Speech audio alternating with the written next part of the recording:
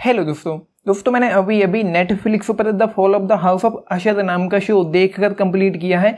एक घंटे की लेंथ वाले 8 एपिसोड हैं, हिंदी में भी अवेलेबल है। एंड ये शो मैं इसके लिए बहुत ज़्यादा एक्साइटेड था क्योंकि माइक फ्लैनिगन ने हमको हंटिंग ऑफ हिल हाउस जैसा एक मास्टर क्लास शो दिया है। बेहतरीन शो था, आज भी मुझे उसके सीन्स याद हैं एंड आज भी वो मुझे मास्टर क्लास लगता है। एंड हंटिंग ऑफ ब्लाई मैनर आया था एंड अगर मैं गलत नहीं हूँ तो पहले 2 एपिसोड ब्लाई मैनर के माइक फ्लैनिगन ने डायरेक्ट करे थे, रहे बचे एपिसोड किसी और ने डायरेक्ट किए थे, हालांकि वो भी ग्रेट शो था। एंड ये शो मुझे नहीं पता कि इसके कितने एपिसोड माइक फ्लैनिगन ने डायरेक्ट करे हैं, लेकिन ये शो भाई मतलब इसको हंटिंग ऑफ ब्लाई मैनर के साथ कंपेयर करना भी हंटिंग ऑफ ब्लाई मैनर की बेइज्जती होगी। इस शो में हॉरर के नाम पे कुछ भी नहीं है, कुछ भी नहीं है, पूरी तरह से ठंडा है एंड किसी तरह की कोई इंटेंसिटी नहीं है, एक्साइटमेंट नहीं है, थ्रिल नहीं है, टेंशन नहीं है एंड कुछ भी ऐसा नहीं जिसको देखने में मजा आए या हॉरर के नाम पर जो कहा जा सके कि मैंने हॉरर के नाम पर कुछ देखा।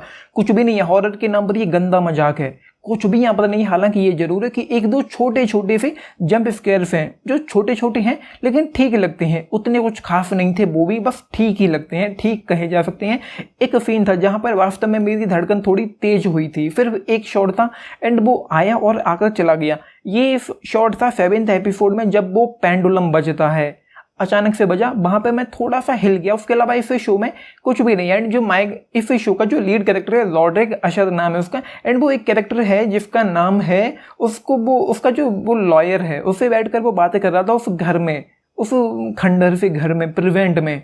एंड उसके दौरान जो भी बातें चल रही थी एंड उस दौरान उसको जो मरे हुए कैरेक्टर्स थे वो दिखाई पड़ते थे, तो वहाँ पर एक थोड़ा सा हॉरर कह लो या थोड़ा सा मुझे जंप स्केयर कहना चाहिए, फर्स्ट से हल्के फुल्के जंप स्केयर्स वहाँ पर थे, वो मुझे ठीक लगे। एंड फर्स्ट एपिसोड में एक सीन था जब एक कैरेक्टर, मैं बताऊंगा नहीं कि क्या था, एक कैरेक्टर जब शो पास्ट में गया था तो एक कैरेक्टर मर गया था, वो अपनी कब्र से निकलकर उस घर में घुस कर आ गया था एंड उसके कदमों के और हाथ के निशान दिखाई पड़े थे, तो वो शॉट मुझे कुछ बहुत अच्छा लगा था। लेकिन उसके अलावा जो एक्सपेक्टेशंस थी, जो उम्मीदें थी इस शो के लिए, मतलब मेरी एक्सपेक्टेशंस हाई थी।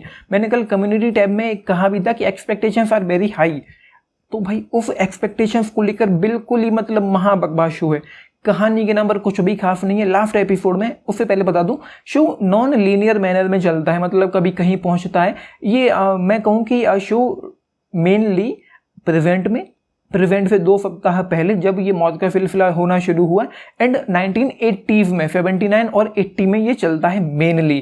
तो 1980s में कुछ उन्होंने किया एंड उसके परिणाम यहाँ पर देखने को मिलते हैं। एंड वो जो उन्होंने जो कुछ भी किया एंड क्या था क्यों था वो सब लास्ट एपिसोड में दिखाई पड़ता है। एंड प्रेजेंट में बातचीत चल रही है एंड उसके अलावा 2 सप्ताह पहले से यहाँ पर मौत का सिलसिला होना शुरू हुआ है। एंड यहाँ पर जो विलन है, मैं नाम बता सकता हूँ, वरना नाम है उसका, लेकिन उस विलन के बारे में भाई सॉरी कुछ भी नहीं बताया गया, सिर्फ नाम पता चला है। वो कहाँ से आया, क्यों आया, किस लिए आया, कौन है वो, क्या है, मतलब जिंदा है कि मर गया है, कुछ भी नहीं बताएगा उस विलेन के बारे में। एंड कहानी के बारे में मतलब आगे बात करेंगे, उससे पहले राइटिंग में कोई खास बात नहीं है एंड प्रेजेंटेशन एग्जीक्यूशन बहुत लेंदी है, स्लो पेसिंग सा है एंड बोरिंग भी लग सकता है आपको। एंड जैसा कि मैंने कहा एलिमेंट मूवमेंट के नाम पर कुछ भी नहीं है यहाँ पर। एंड एक चीज़ और है इस शो के बारे में, मतलब आपको अपनी दुनिया में पूरी तरह से हुक एंड बुक नहीं करवाता।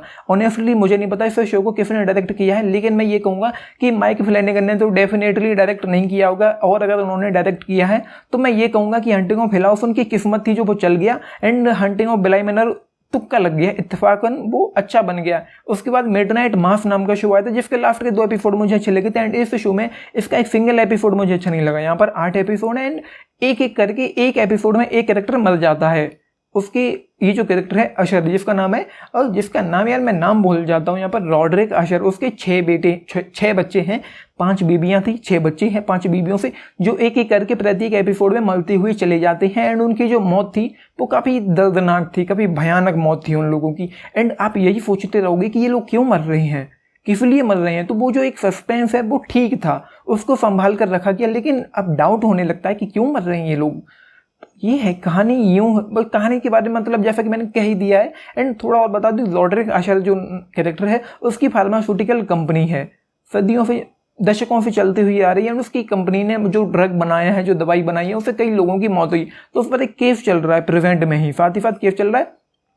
एंड केस के साथ साथ यहाँ पर और भी चीज़ें खराब होने लग जाती हैं। बस ये है कहानी। एंड उसके जो 6 बच्चे हैं वो भी अपनी अपनी ज़िंदगी में कहीं ना कहीं सेट हैं। एंड उसका जो पिता है वो उनको फंड करता है, वो अपने अपने बिजनेस में लगे हुए हैं, कोई टेस्टिंग कर रहा है, कोई परीक्षण कर रहा है, कोई बंदरों पर टेस्ट कर रहा है। तो ये है जो 6 मौतें हुई यहाँ पर, मतलब जो मेन 6 मौतें थी उसके बच्चों की, वो काफ़ी दर्दनाक थी। एंड ऐसा नहीं है कि आपको मतलब आप ये कहो कि अरे बाप रे ये मैंने क्या देख लिया, ऐसे वाले मूवमेंट नहीं आएगा कहीं पे भी। कुछ भी ऐसा नहीं जिसको देखकर आपको अंदर से डर लगे या थ्रिल लगे या आपको ये लगे कि मैंने कुछ भयानक सा देख लिया। हालांकि ये जरूर है कि थोड़ा वायलेंस यहाँ पर अच्छा खासा है, बाकी सेक्स है, न्यूडिटी है, गालियाँ हैं, कुछ भी नहीं है कहानी के नाम पर, ट्रीटमेंट के नाम पर, राइटिंग के नाम पर, यार कुछ भी ऐसा नहीं है। एंड एक चीज़ और मैं कहना चाहता हूँ कि ये शो बिंज वॉच करने लायक तो कहीं से भी नहीं है। मेरी मजबूरी थी कि मुझे बिंज वॉच करना था, रिव्यू देना था, वरना ये शो बिंज वॉच करने जैसा तो कहीं पे भी नहीं है। एंड हो सकता है कि आप इस शो को बीच में ही छोड़ दो। एंड इतनी लंबी लेंथ है जिसकी कोई ज़रूरत नहीं थी, ज़्यादा से ज़्यादा 4-5 एपिसोड लगते इतनी लंबी कहानी को, तो शायद वो थोड़ा देखने लायक होता। इतना लंबा खींच के रख दिया है जिसमें कोई मतलब नहीं है। तो ये चलता जा रहा है इस शो में। एंड उसके अलावा जो कुछ भी यहाँ पर है, मतलब मैं क्या ही कहूँ। एक कैरेक्टर और था कैमिल करके, कमील नाम था उसका, जो उस बंदर जहाँ पे बंदरों पर परीक्षण होता था, जहाँ उसकी मौत थी, वो सीन कुछ अच्छा लगा। एंड जैसा कि मैंने कहा जो जितने भी उसके बच्चे हैं सबकी मौत काफ़ी दर्दनाक थी।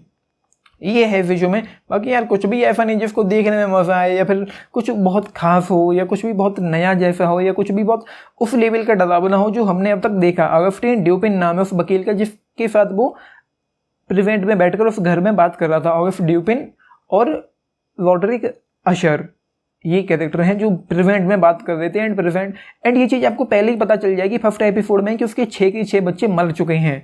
वो खुद बोल देता फर्स्ट एपिसोड की शुरुआत में ही। तो ये है भाई, मतलब मैंने सोचा था कि कुछ ग्रेट देखने को मिलेगा माइक फ्लैनेगन की तरफ से, हमको कुछ ग्रेट हॉरर के नाम पर देखने को मिलेगा। ना हॉरर है, ना थ्रिल है, ना टेंशन है, ना जंप स्केयर अच्छे हैं, एंड ना कोई बात है, ना कोई मोमेंट है, ना कुछ भी ऐसा नहीं है जो यार मतलब कहा जा सके कि मैंने हॉरर के नाम पर कुछ देखा। इसको तो हॉरर ही नहीं कहना चाहिए। एंड जो विलन है, मतलब जैसा कि मैंने कहा वर्ना नाम है उसका, एंड विलन के बारे में कुछ भी नहीं बताया गया हमको यहाँ पर, कुछ भी नहीं। उसकी ओरिजिन के नाम पर कुछ भी नहीं बताया कि वो कहाँ से आया, क्यों आया, किस लिए उसको वो क्यों मिला, एंड उसको क्यों कैसे पता था 1980s में ये दोनों जो कुछ करके आए थे, रात भर उस बार में बैठे रहे, दारू पीते रहे, उसको कैसे पता था कि ये लोग क्या क्या करके आए हैं। तो ये है भाई यार, कुछ भी मुझे अच्छा नहीं लगा। बाकी एक्टिंग की मैं बात करूँ तो भाई एक्टिंग सभी की अच्छी है। मतलब जो पिता है उसकी एक्टिंग अच्छी है, एंड उसके जो 6 बच्चे हैं, एक एक का नाम लेना मुमकिन नहीं है, वीडियो लंबा हो रहा है, तो उसके जो 6 बच्चे हैं सभी की एक्टिंग बहुत अच्छी, मुझे बहुत पसंद आई, सभी का काम बहुत अच्छा मुझे लगा। लेकिन यार मतलब मज़ा नहीं आया इस शो में। एंड यार मतलब एक तरीके से मैं ये कहना चाहूँगा कि मैं इस शो को देख कर भूल जाना चाहता हूँ कि मैंने ऐसा कोई शो देखा। फिजूल में मैं एक तरीके से टाइम वेस्ट हुआ मेरा इस शो पर। तो ये है, इससे ज़्यादा लंबा खींचने की जरूरत नहीं। जस्ट 2 स्टार्स आउट ऑफ 5 इस शो के लिए, just 2 stars out of 5। And यकीन नहीं होता कि माइक फ्लैनेगन ने ये शो बनाया जिस बंदे ने हंटिंग ऑफ हिल हाउस जैसे शो बनाए हैं। तो ये है 2 आउट ऑफ 5 इस शो के लिए। नहीं देखा है मत देखो, मैं तो यही कहूँगा कि मत देखो, आपकी उम्मीदों का कचरा हो जाएगा, उम्मीदों का सत्यानाश हो जाएगा। सो ये है। बाकी न्यूडिटी है, एडल्ट की कैटेगरी रखा गया है, फुल 18+ में। बाकी आपने देखा है, लिख के बताना आप लोगों को इस पर क्या टिक। एंड लाइक शेयर सब्सक्राइब भी करना चैनल को वीडियो को। And this is Nitish channel, thank you. And जो उम्मीदें थी यार, जैसा कि मैंने कहा, उम्मीदों का कचरा कर दिया, बहुत ज़्यादा डिसअपॉइंट किया इसने मुझे। ये है भाई, थैंक यू।